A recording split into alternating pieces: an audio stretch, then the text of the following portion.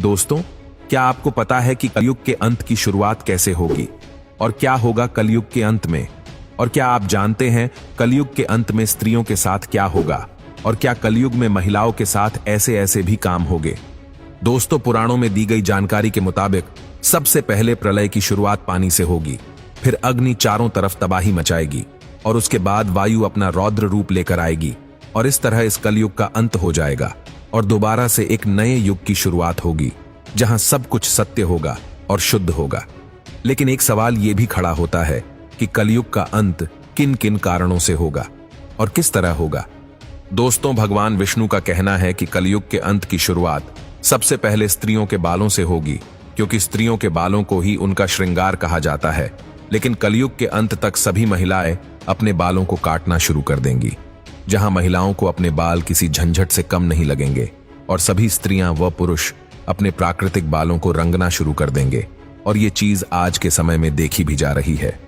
इतना ही नहीं दोस्तों, कलयुग के अंत तक किसी भी स्त्री के बाल लंबे और काले नहीं दिखेंगे और जैसा कि आप जानते हैं, इन सब की शुरुआत हो चुकी है। जब एक बेटा अपने खुद के पिता पर हाथ उठा देगा तो समझ लेना कलयुग अपनी चरम सीमा पर आ गया है। आजकल तो फिर भी बच्चों के मन में माँ बाप के प्रति थोड़ा बहुत आदर सम्मान बचा है, लेकिन जब कलयुग का अंत आएगा तो ये सारी चीजें बच्चों के दिल से खत्म हो जाएंगी। बच्चे अपने ही माँ बाप को मारना पीटना शुरू कर देंगे। कलयुग की चरम सीमा पर लोग अपने ही घरों में अपने सगे भाई बहनों को मारेंगे, उनके साथ दुर्व्यवहार करेंगे। और इतना ही नहीं, कलयुग की सबसे बुरी बात यह होगी, वो दौर में कोई भी एक दूसरे से सच नहीं बोलेगा। सभी के मन में छल कपट आ जाएगा। हर कोई अपनी सच्चाई दूसरों से छुपाने की कोशिश करेगा, जिसके चक्कर में हर इंसान एक दूसरे से झूठ बोलता चला जाएगा।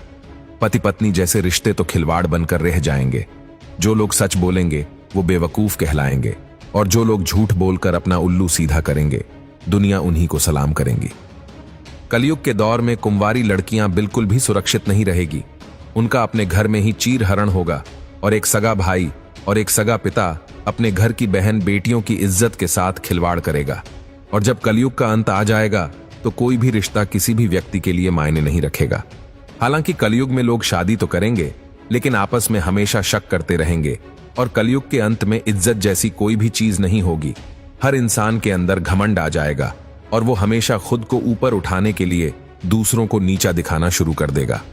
और आधा कलयुग बीतने के बाद से ही कलयुग के मनुष्यों की आयु लगभग 30 से 40 सालों तक ही सीमित रह जाएगी, क्योंकि उस दौर में लोगों को ज्यादा से ज्यादा अकाल मृत्यु का सामना करना पड़ेगा, जैसे कि किसी महामारी से उनकी मौत हो गई या फिर एक्सीडेंट वगैरह में उन्होंने अपनी जान गंवा दी।